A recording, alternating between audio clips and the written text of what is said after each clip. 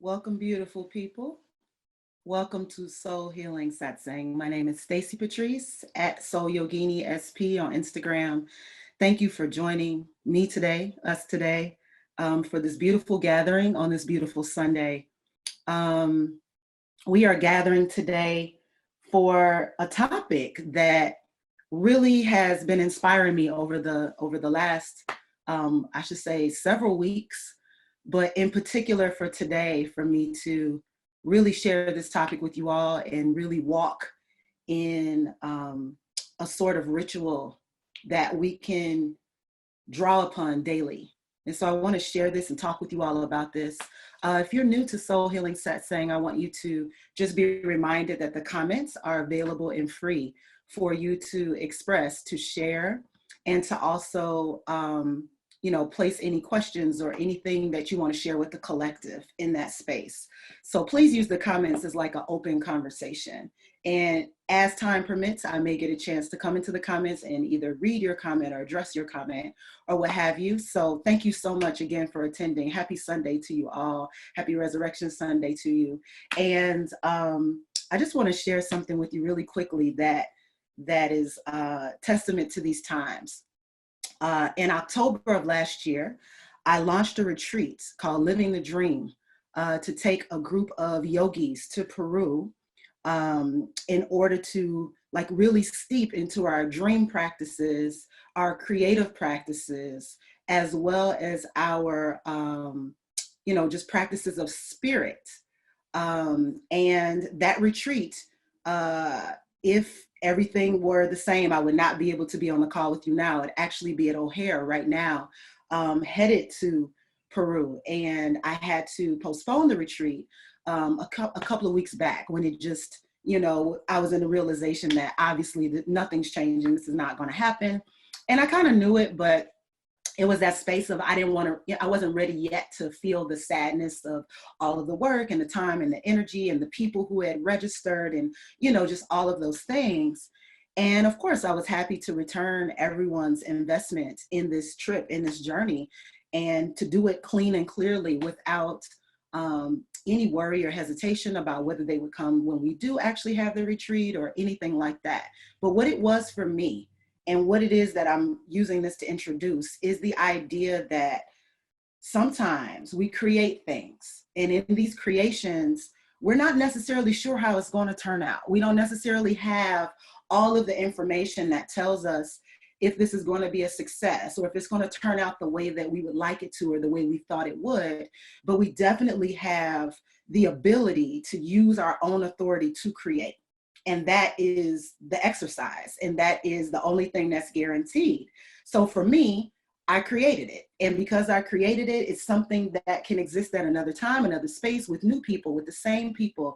It doesn't matter. It's the idea and the exercise of creating that really does a lot of times bring us alive, make us come alive, connect us with others in that aliveness, and give us the opportunity to grow and expand in ways that possibly we wouldn't have known about ourselves or wouldn't identify ourselves with had we not participated in that exercise.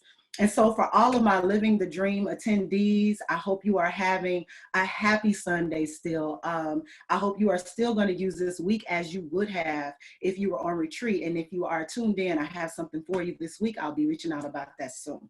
In addition, for those of you that are here, we're going to take this creativity concept and bring it into focus today. And some of you are creators or aspire to be creators or feel creative. And then there are some of you that feel like I'm not a creator at all. I am trying to be more creative. I would like to be more creative, but I don't associate or identify as a creator. And so for today's satsang, I want to bring that into focus. I want to inspire everyone who joins in with us live or later to really be empowered to be creative and to see yourself as a creator. But this requires a few things first.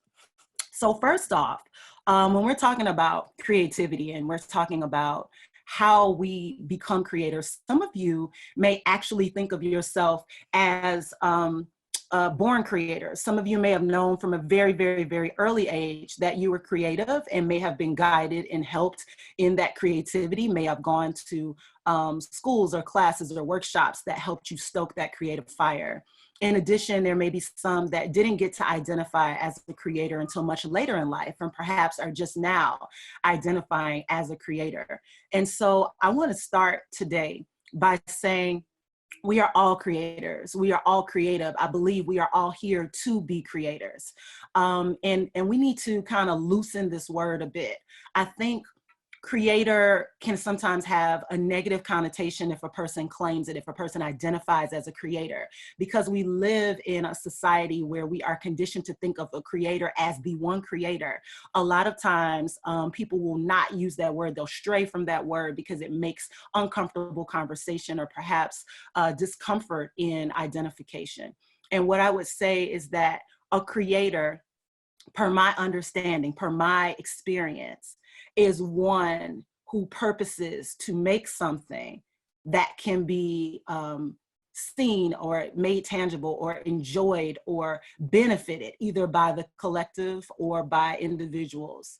And I think that when we think about creation, we also have to think about the idea that we're not just doing things for the sake of making sure that other people have. We are first fulfilling ourselves through creation. And then once we feel that fulfillment and we are, kind of enlivened by that, we then extend that particular creation for others to enjoy. And so what this looks like for me is, we have the creative arts. We have, people who are professionals in creating, which even sounds, intimidating for those who are trying to be creative. But the idea that there are people who make a living creating, and then there are people who just like to create and they don't want to associate money and employment with this creation process.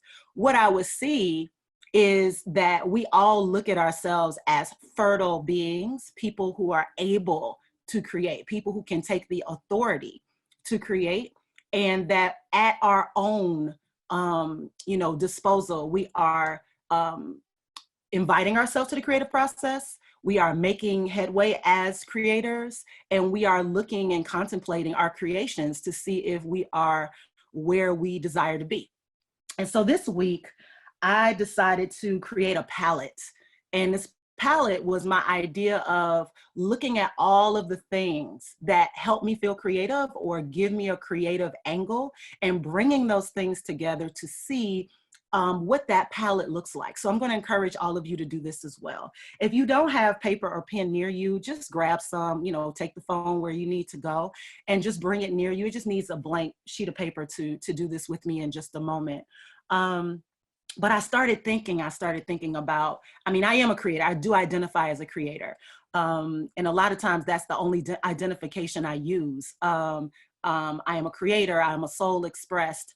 I am somebody who is able to articulate what I feel, what I think, what I know, and what I want others to know, and be able to bring that forth. And I think for me, that is a sense of identity that I carry and that I hold, because I feel like it's something that is unique to who I am, and no one can take that. No, there's no end game to that. It's just whenever I want to be in that space.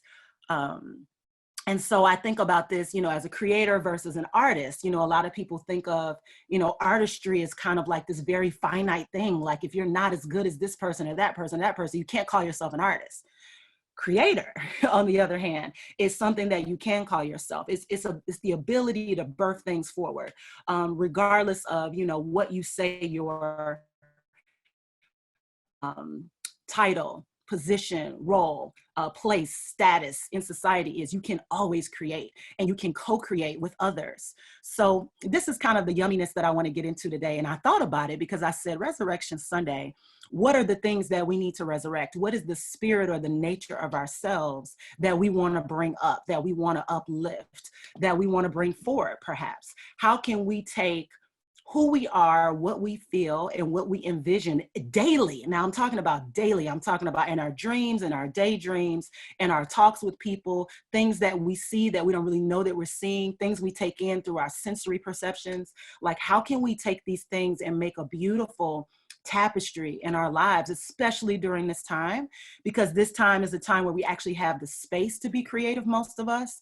And, you know, creativity really does come from chaos. Creativity really does come from, you know, a lot of times not having and then imagining what can be had.